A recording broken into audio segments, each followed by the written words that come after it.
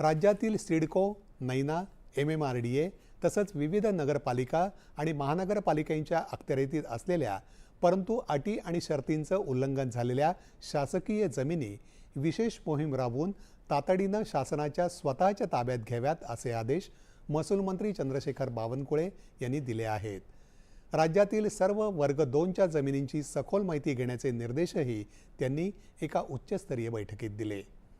महाराष्ट्र जमीन महसूल अधिनियमातील कलम 155चा गैरवापर करून मोठ्या प्रमाणावर बेकायदेशीर कामं करणाऱ्या आणि जमिनींचा फेरफार करणाऱ्या महसूल विभागातील उपजिल्हाधिकारी, तहसीलदार यांच्यासह 15 अधिकाऱ्यांना निलंबित करण्यात आल्याची घोषणा महसूल मंत्र्यांनी विधान परिषदेत केली.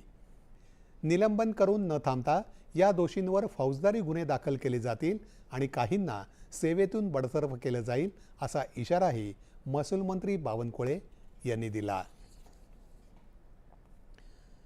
जलजीवन मिशनच्या